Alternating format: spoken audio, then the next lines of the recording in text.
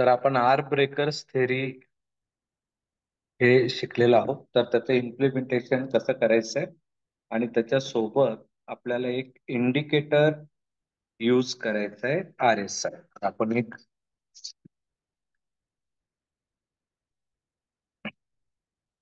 Trading view app मध्ये for example आपण आज कमोडिटी मध्ये आर ब्रेकर्स थेरी कसं यूज करायचं तो पाठ बघूया. फॉर एक्झाम्पल मी क्रूड ऑइलचा चार्ट ओपन करतोय.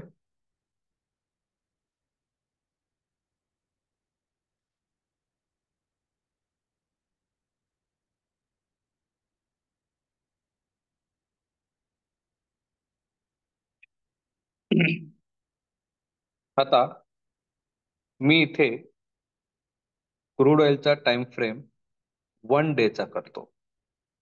बरोबर आहे. तर 1 डे चा मी इथे टाइम फ्रेम केलेला आहे.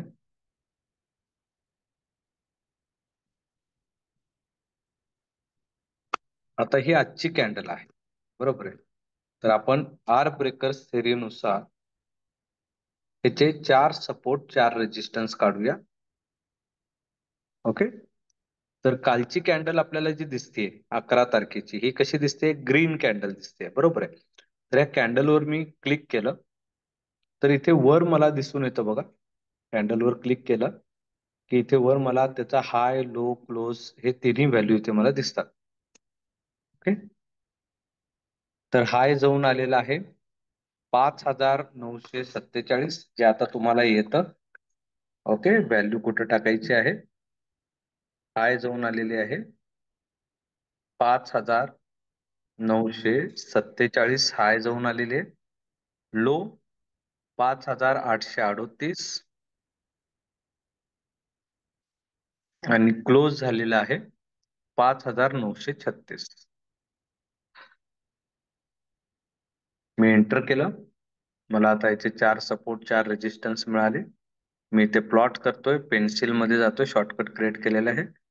ओके. तर याचा कलर मी ग्रीन घेतला.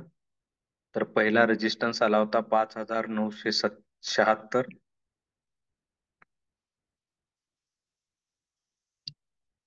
त्यानंतर सेकंड रेजिस्टन्स आला 60616. थर्ड रेजिस्टन्स आला 6085 आणि फोर्थ आला 6154. फर्स्ट सपोर्ट, पहिला सपोर्ट आहे 5867.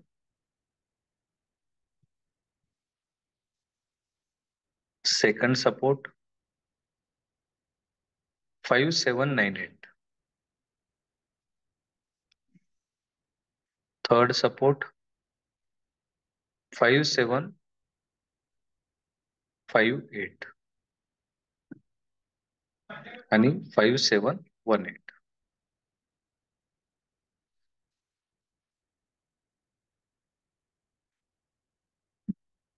ओके. तर हे तर सगळ्यांना जमलेलं आहे. आणि याचा पिवोट जो आहे तो पिवोट जो आहे 5907. ओके. तर हे आपण ड्रॉ केलं. आता यामध्ये मला आणखी एक पार्ट बघायचा आहे की आज तो काय केला.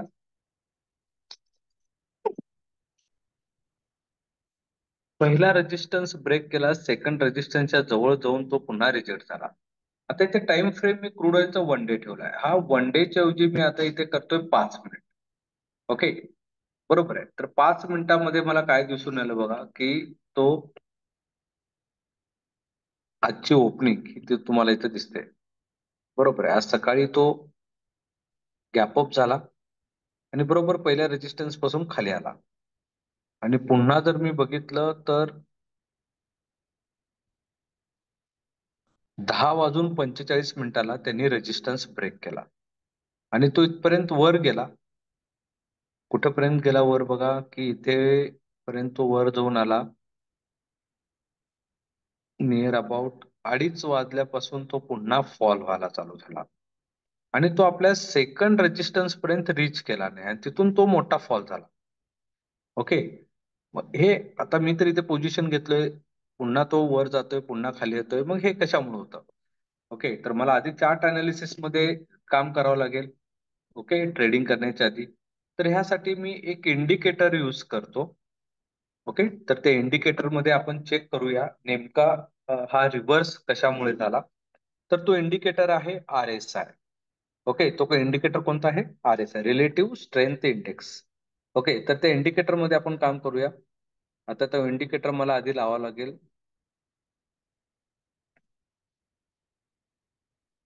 ओके, तर मी ते इंडिकेटर मध्ये जातो. आता तुमच्या इथे इंडिकेटर कुठं दिसतं बघूया आपण.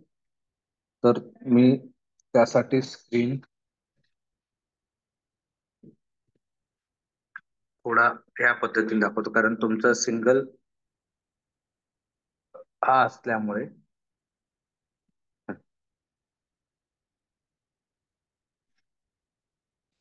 तर इथे जे पेन्सिल आहे, पेन्सिलच्या बाजूला हॉरिझॉन्टल लाईन येतील तुमच्या ह्याच्यामध्ये.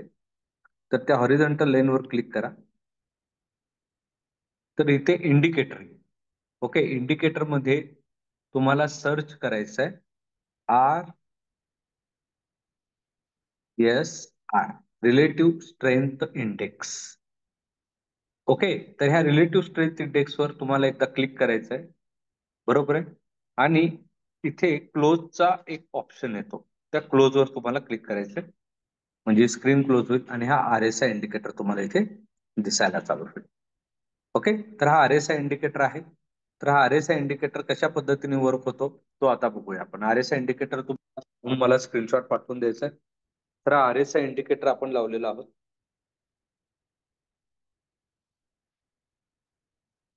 हा.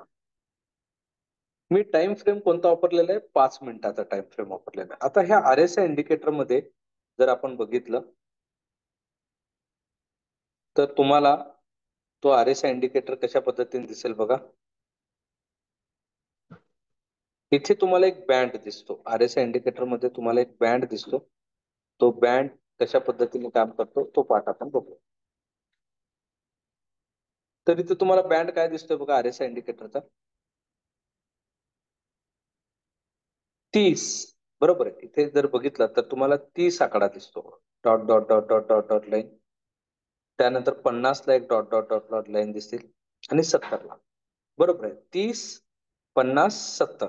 आता ह्या जो 70 आहे, बरोबर आहे, हा हे जे 70 आहे, हा जो बँड आहे 70, हा ओव्हरसोल्ड बँड आहे. बरोबर आहे. कुठला बँड आहे?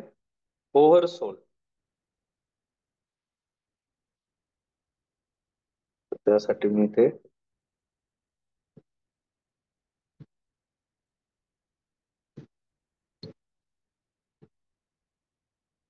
हा जो बँड आहे वरचा, ओव्हरसोल्ड बँड आहे.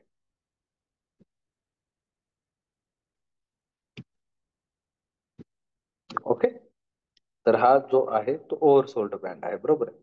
आणि त्यानंतर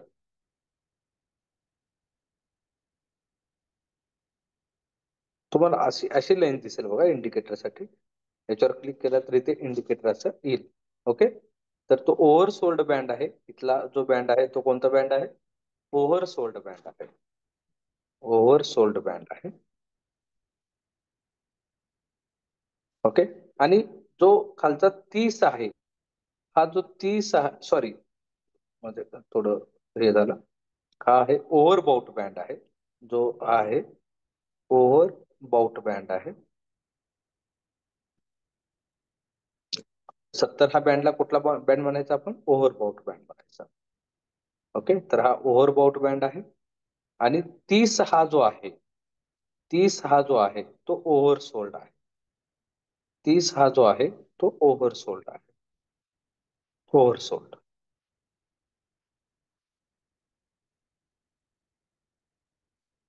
ओके. तर हा पार्ट सगळ्यांच्या लक्षात येतो. मी RSI इंडिकेटर लावलेलं आहे. तर RSI इंडिकेटर मध्ये 70 काय रिप्रेझेंट करतं? ओव्हरबाउट. म्हणजे इथे मॅक्झिमम बाईंग झालेले, इथून प्रॉफिट बुकिंग येणार आहे. ओके, तर हा एक प्रकारे रेजिस्टन्स म्हणून काम करेल. आणि 30 जो आहे तो ओव्हरसोल्ड आहे, म्हणजे इथं मॅक्झिमम सेलिंग झालेली आहे, याची प्राइस कमी झालेली आहे. ओके. तर इथे तुम्ही बघू शकता की त्या ह्याची प्राइस कमी झालेली आहे. तर हा आरएसआय आपल्याला आता शो करतो. त्यातला तुम्हाला फक्त हा जो येलो लाईन तुम्हाला अवॉइड करायची आहे. ओके. आता ह्यात मला काय दिसून आलं बघा, की सकाळी मार्केट ओपन झाला.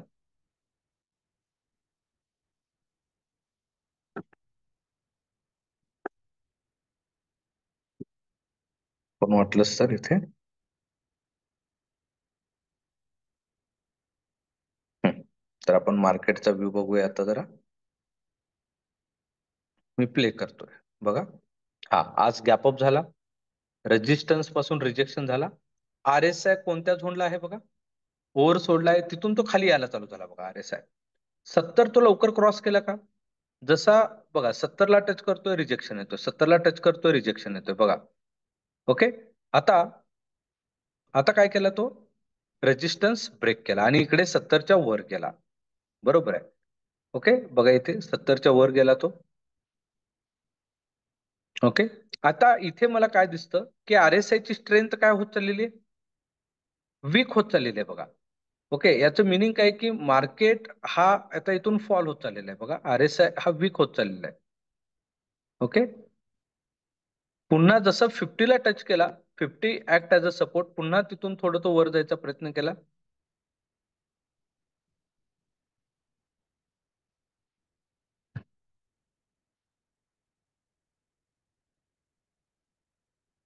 बघा. आणि आता इथं इथून तो पुन्हा स्ट्रॉंगली जसं 70 ला टच केला, तिथून ओव्हर बाउटला जसा टच केला, तिथून तो पुन्हा फॉल व्हायला चालू झाला. बरोबर आहे, 5 मिनिटामध्ये. ओके.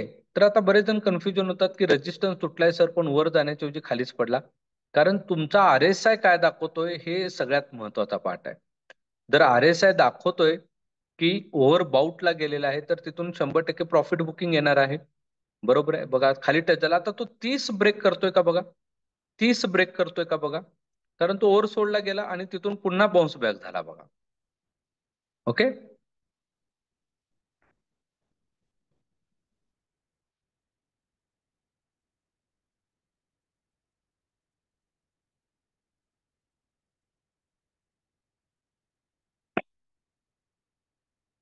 पुन्हा फॉल व्हायला चालू झाला. आरएसआय ची स्ट्रेंथ तुम्हाला बघणं फार इम्पॉर्टंट आहे. आरएसआय ची स्ट्रेंथ बघूनच तुम्हाला ट्रेड करावं लागतं. बघा आता इथून फॉल आला आणि जसा 30 तोडला, तिथे थोडा बेरिश मोडला गेला, पण तो 30च्या खाली सहजासहजी ब्रेक झाला नाही.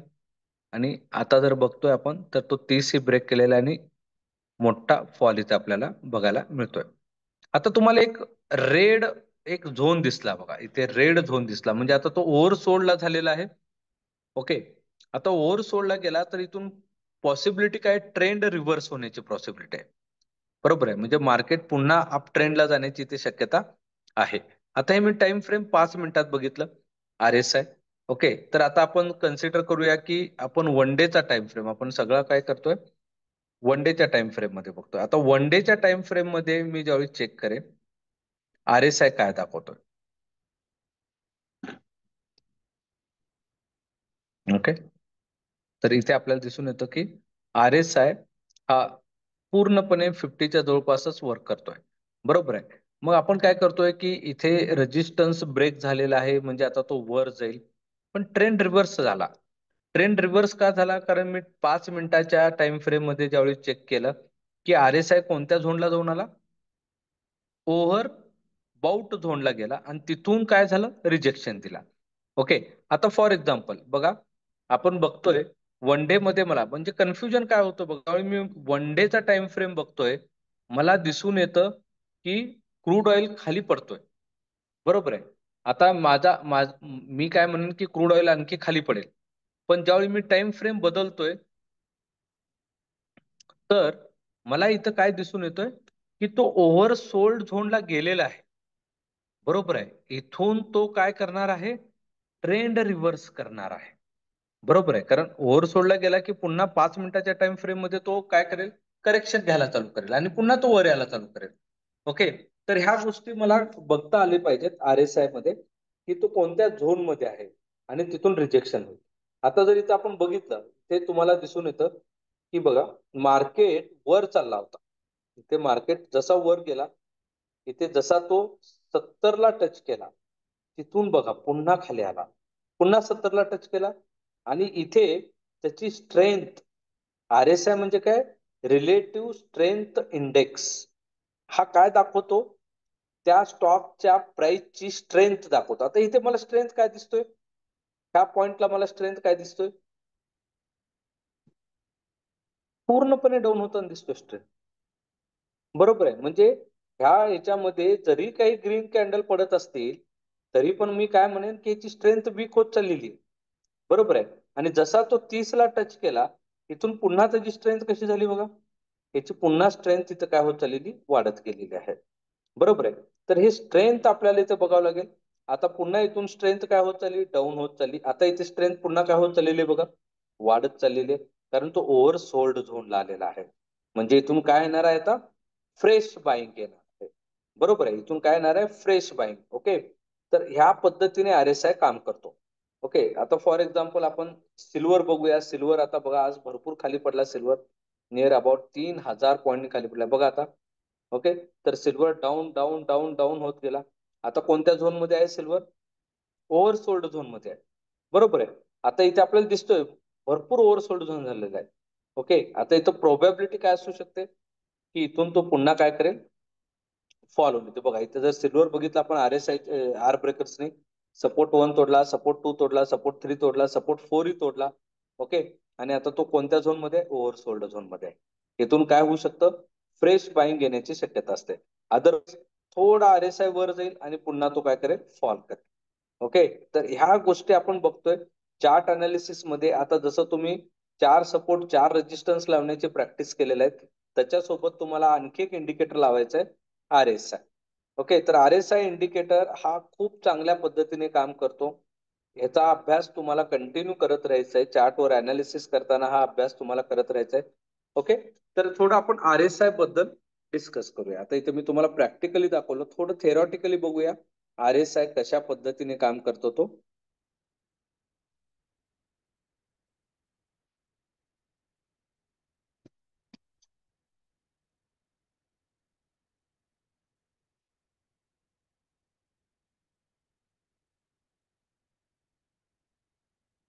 RSI हा एक बँड आहे, हा आहे 30 आणि हा आहे 70.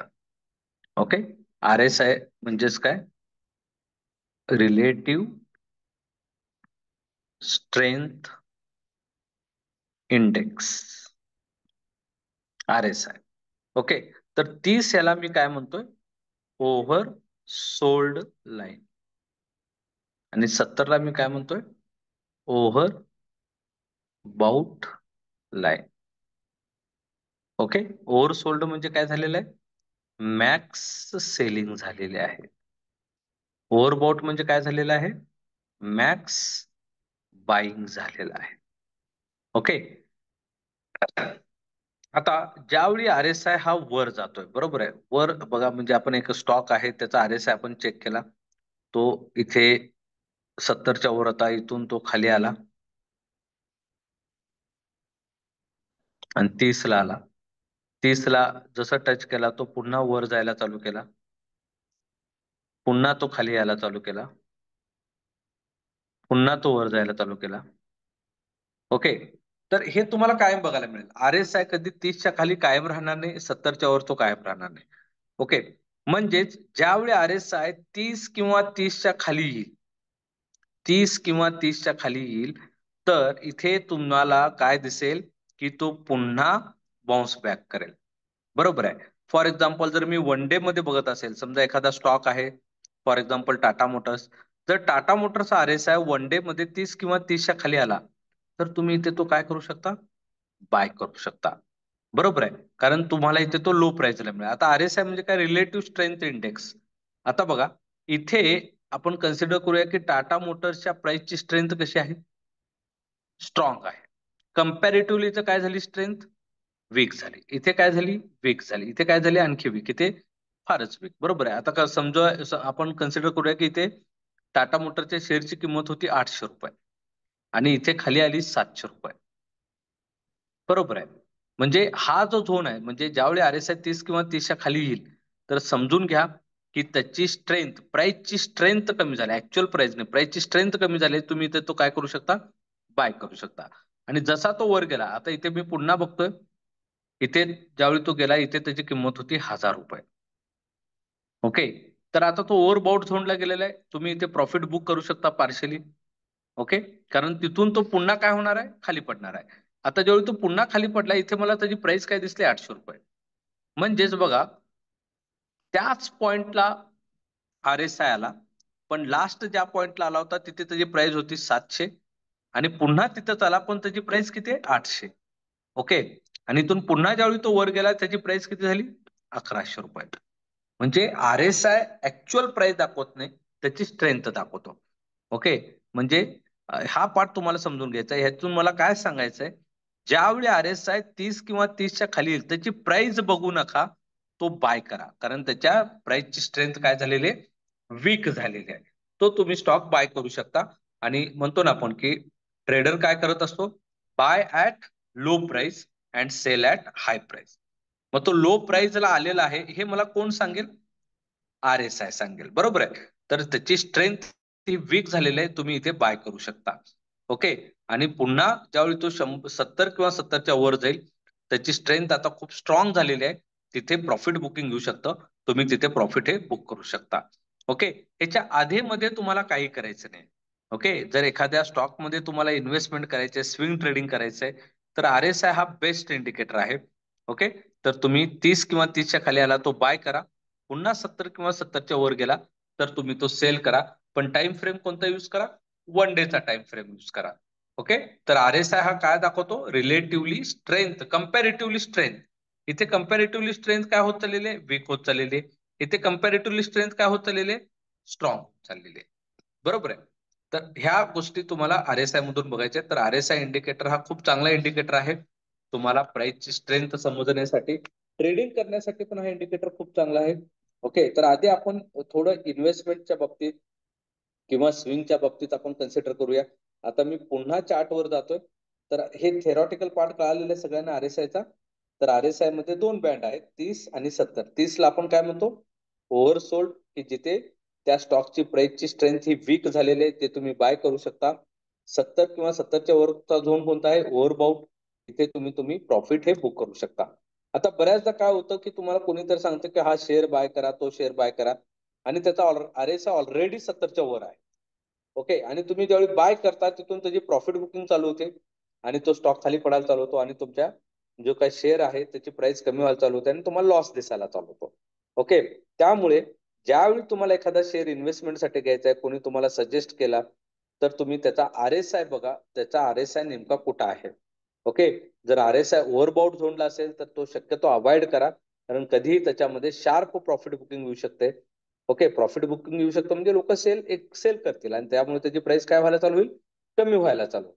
ओके. तर ह्या गोष्टी तुम्हाला इथे समजून घ्यायच्यात. बरोबर आहे. तर आता आपण पुन्हा इंडिकेटर कडे जाऊया, पुन्हा आपण चार्ट कडे जाऊया.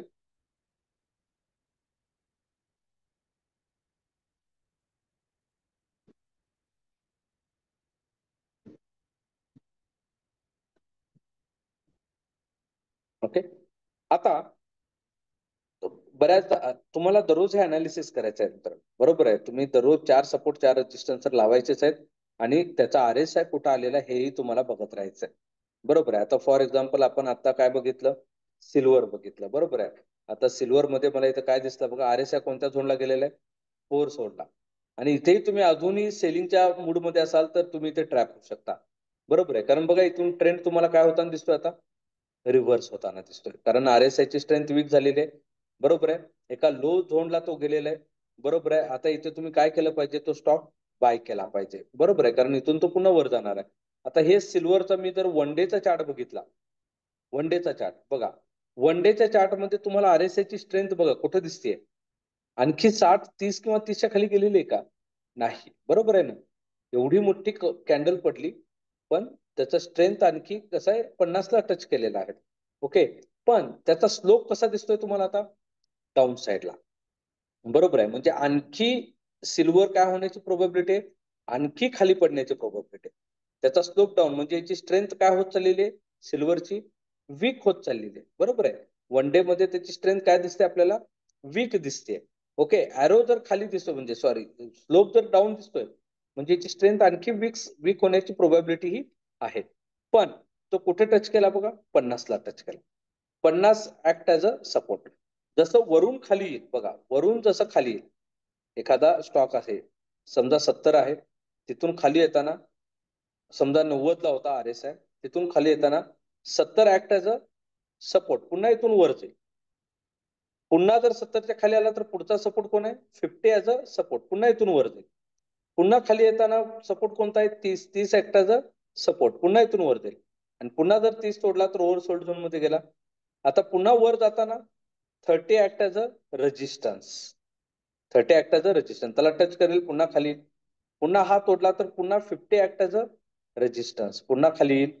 पुन्हा हा तोडला तर 70 ऍक्ट ऍज अ रेजिस्टन्स, पुन्हा खाली येईल. आणि पुन्हा 70 ब्रेक केला तर तो ओव्हरबॉउट झोनला जाईल. ओके, तर ह्या मेथडने तुमचा RSI तुम्हाला दिसतोय. जसं आता मी सिल्वरचा जर बघितलं, टाइम फ्रेम 5 मिनिटाचा जर मी इथे केला, तर आता कोणत्या झोन मध्ये गेलेला आहे बघा, तो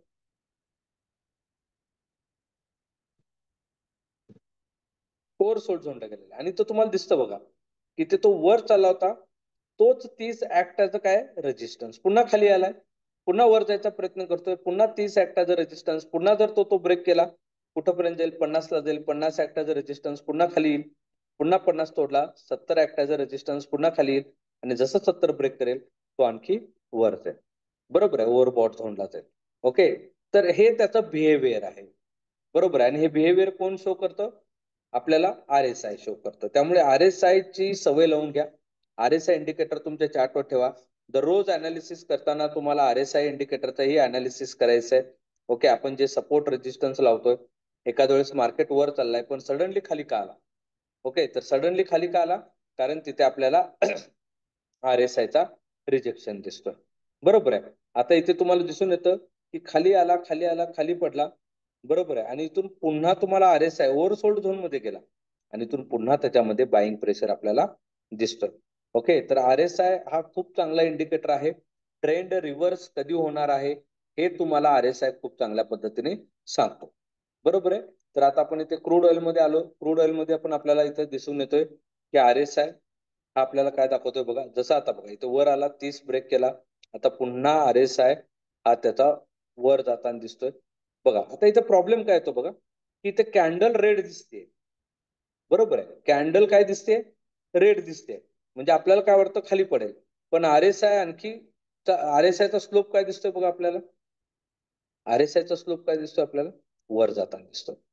ओके, म्हणजे इथे तुम्हाला थोडी काळजी घ्यायची आहे की कॅन्डल रेड दिसते पण RSI ची स्ट्रेंथ हे अपसाइड दिसते. बरोबर आहे. म्हणजे इथून पुन्हा बाईंग प्रेशर येण्याचे चान्सेस असू शकतात. ओके, तर ह्या गोष्टी आपल्याला बघायच्या आहे. आणि RSI कंटिन्यू ऍडजस्ट करतो. ओव्हरसोल्ड झोनला गेला की तो झिरोला कधी जाणार नाही RSI.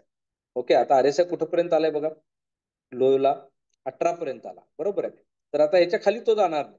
म्हणून इथं काय केलं जातं, पुन्हा तुम्हाला थोडी बाईंग दिसते, पुन्हा वर गेल्यासारखं दिसतो आणि पुन्हा तो फॉल होऊ शकतो. ओके, तर हा ओव्हरसोल्ड झोन तुम्हाला इथे दिसतो. बरोबर आहे. मग ह्यातून मला काय सांगायचं आहे, जर समजा तुम्ही एखादा स्टॉक सेल केलाय, तो खाली पडला, खाली पडला, खाली पडला आणि ओव्हरसोल्ड झोनला गेला, तर तिथे शक्यतो तुम्ही प्रॉफिट बुक करा. ओके, आणि जर तुमचा स्टॉक जर तुम्ही बाय केलाय आणि तो वर चाललाय, ओके, रेजिस्टन्स ब्रेक केलाय आर ब्रेकर्सचा, बरोबर आहे, आणि वर चाललाय, पण आपल्याला दिसून येते की RSI कुठपर्यंत टच केलाय, 70च्या जवळपास गेलाय. बरोबर आहे. तिथून पुन्हा तो खाली पडण्याची प्रोबॅबिलिटी ही असू शकते. ओके, तर तिथे तुम्हाला प्रॉफिट बुक करावं लागेल. ट्रेंड तिथून काय होणार आहे, रिव्हर्स होणार आहे. ओके, तर ह्या पद्धतीने आपल्याला RSI मध्ये काम करावं लागतं. आता एखादा स्टॉक आहे, कसा सर्च करायचा आहे, समजा तुम्हाला दररोज एका स्टॉक मध्ये इन्व्हेस्टमेंट करायचं आहे, तर त्यासाठी एक सिंपल मेथड मी तुम्हाला सांगतो. मनी कंट्रोल ऍप मध्ये जायचंय. आता मनी कंट्रोल ऍप मध्ये गेल्यानंतर सेम होमच्या बाजूला काय आहे, मार्केट आहे. मार्केटमध्ये इथे मी इंडिया केलं, निफ्टी 50 बघितलं. आता निफ्टी 50 बघितलं, आपण कोण आहोत, ट्रेडर आहोत, आपल्याला एखादा स्टॉक कमी किमतीत घ्यायचा आहे. त्यामुळे मी टॉप गेनरला फोकस करणार नाही, मी फोकस करणार आहे टॉप लुजरला. आता आजचा टॉप लुजर कोण आहे, एनटीपीसी किती टक्क्याने पडलेला आहे? 2.71% पडलेला आहे. मग मी ते पुन्हा ट्रेडिंग व्यू मध्ये जातोय आणि सर्च करतोय एनटीपीसी. NTPC okay. तर एनटीपीसीचा जो स्टॉक आहे तो मी ओपन करतोय. बरोबर आहे. आणि टाइम फ्रेम इथे काय करतो मी 1 डेचा ठेवतो. ओके. आता मला इथं काय दिसून येतं? आज एनटीपीसी खाली पडलेला आहे. पण त्याचा आरएसआय अजून कुठे आहे? कुठे दिसतो आपल्याला आरएसआय आणखी? 30च्या वर आहे, 34च्या जवळपास आहे. ज्यावेळी तो 30ला टच करेल, बरोबर आहे. तर इथे तुम्हाला दिसेल ज्यावेळी तो 30ला टच करेल तो तो शेअर तुम्ही त्यावेळी एनटीपीसी बाय करू शकता. म्हणजे तुम्ही कसं बाय केलात? Buy at low price. आज न उद्या तो पुन्हा कुठे जाईल? 70ला जाईल. बरोबर आहे. असं होतं का? तर तुम्ही ते बघू शकता. तुम्हाला मी इथे थोडं कॉम्प्रेस करून दाखवतो. असं तुम्हाला दिसतं का की आरएसआय 30ला येऊन थांबलाय, आरएसआय 70ला जाऊन थांबलाय? तो 30ला आला की 70ला जाणारच, 70ला गेला की तो 30ला येणारच, पुन्हा तुम्हाला 30ला आला की 70ला जाताना दिसेल. बरोबर आहे. तर हे फॅक्ट आहे. बरोबर आहे. त्यामुळे तुम्हाला काय करायचंय, जर तुम्हाला इन्व्हेस्टमेंट करायची असेल तर तुम्ही कशी इन्व्हेस्टमेंट करायची? ज्या ज्यावेळी आरएसआय 30 किंवा 30च्या खाली येईल त्या त्यावेळी तुम्हाला तो शेअर बाय करायचा आहे. आता कुठल्या स्टॉकचा आरएसआय 30 किंवा 30च्या खाली आले हे कसं फाइंड आउट करायचं? दुपारी 3 सव्वा 3 वाजता तुम्ही चेक करायचा. 3 सव्वा 3 वाजता. वाटलंच तर तुम्ही अलार्म लावून ठेवा. दुपारी 3 वाजले, सव्वा 3 वाजले तर तुमचं काम काय? टॉप लुजर मध्ये कोणता स्टॉक आला निफ्टी 50 मधला. ओके. एनटीपीसी आलेला आहे. एनटीपीसी आलेला आहे तर इथे चेक करायचा. एनटीपीसीचा आरएसआय कितीला आलेला आहे? समजा त्या स्टॉकचा आरएसआय 30 किंवा 30च्या खाली आलाय, तो स्टॉक तुम्ही बाय करा. बरोबर आहे. कारण तिथून तो पुन्हा तुम्हाला आता तो कसा मिळालेला आहे? स्वस्तात मिळालेला आहे. पुन्हा तो कुठं जाईल? 70ला जाईल आणि तो तुम्ही तिथे सेल करू शकता. सिंपल आहे. तो 70ला कधी जाईल? मे बी ह्या आठवड्यात जाईल, मे बी पुढच्या आठवड्यात जाईल, मे बी पुढच्या महिन्यात जाईल. बरोबर आहे. ओके. आणि तुम्ही तिथे 3-4% गेन करू शकता आणि प्रॉफिट बुक करू शकता. ओके. तर ह्या पद्धतीने तुम्ही आरएसआय मध्ये काम करू शकता. आता आपण थोडं चेक करूया की आरएसआय हा कशा पद्धतीने वर्क होतो.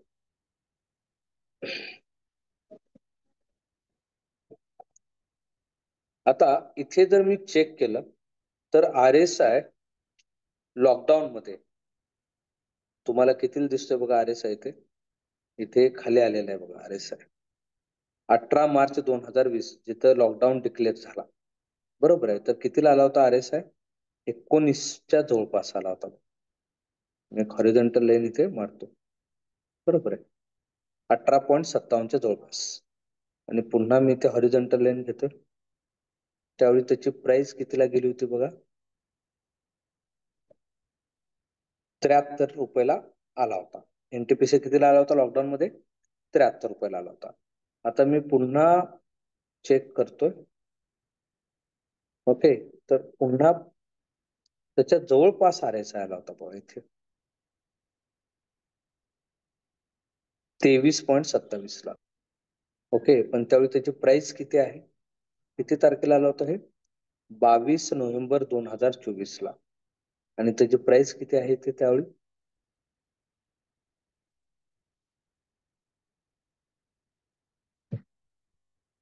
355.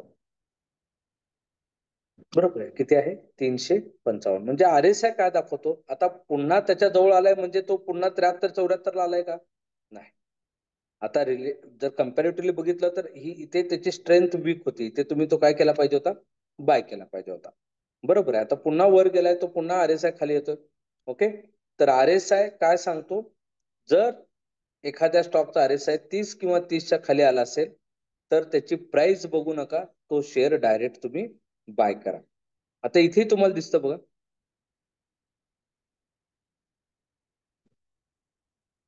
ओके. हा.